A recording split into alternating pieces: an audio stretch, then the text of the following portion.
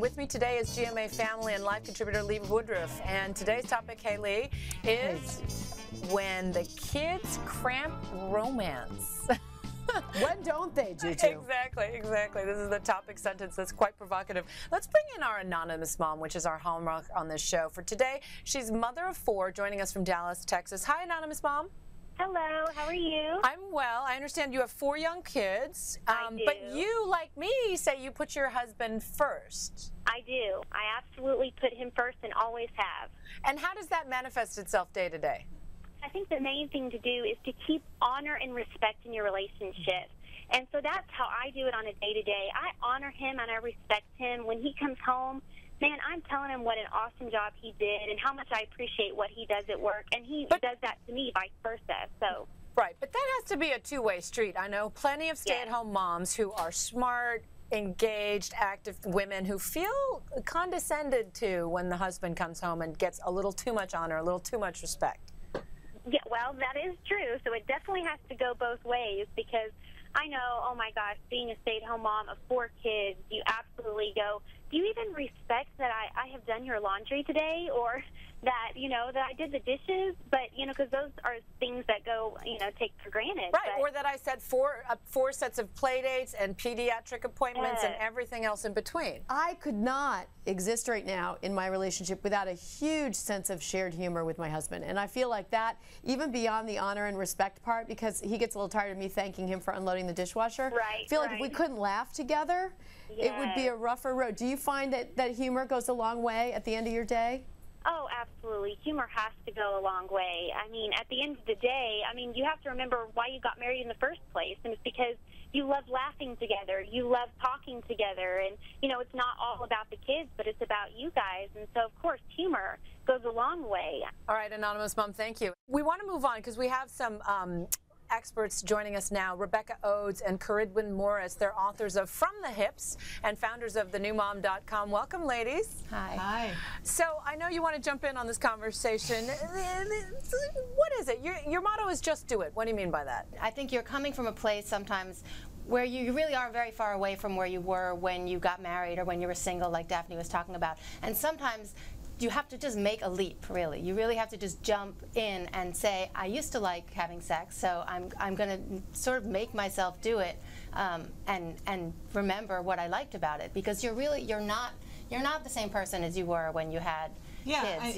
And if you wait for that wonderful spontaneous moment to come around, you could be waiting for a really long time. Right. So, Caridwin, do we wait? Do we make an appointment? Do we get the proverbial hotel room, or is that too much pressure? Yeah, well, I think the hotel room is a great idea. And all the ideas about getting out of that space of the parental responsibility are all great.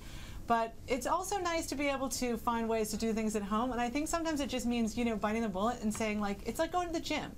You have to just sort of go, okay, sex, I know, you know, it's good for me, it feels good, I like it, remember? Like, you're convincing yourself, like, it's a conscious thing. But no, it's sort of like the theory, it's a little bit like the theory of inertia, right? Because you don't really, it's like going to the beach, we say in the book, because it's a schlep to get there, but then you get there, you say, I love the beach. Why don't I go to the beach more often? There's all that sand, and there's the way, okay, well, you know, there's inconveniences in everything. But I think for a lot of women, they just don't associate the life that they have with a sexy feeling, and I think that sometimes you have to get over that to get back to what feels sexy. Ladies, you talk about transactional parenting too, about it being not at all sexy.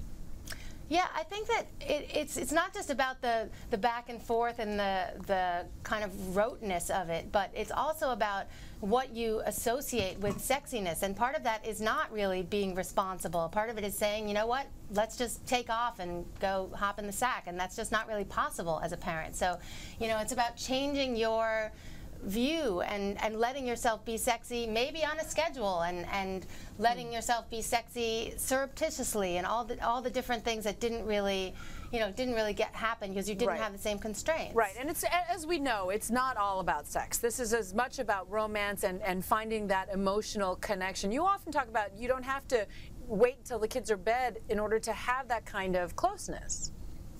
You know what, can I just share one thing with you guys? One woman who was dying of cancer last year said to me, I asked her what was the secret of her marriage and what would she do differently. She said, you know what, I wish I had worried about keeping the dishes so clean less and I wish I'd simply sat in my husband's lap more.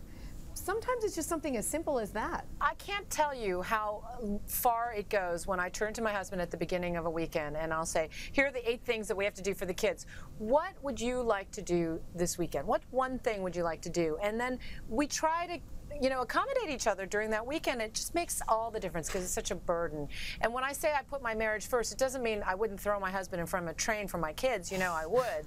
And he like often says that he's afraid of trains now. But you know, I want to try to keep the marriage important. Yeah, I mean, getting away and doing something for yourself is a great way to bring something back into the relationship, because it's not just about sex, it's about finding that other part of your personality that's got nothing to do with parenting.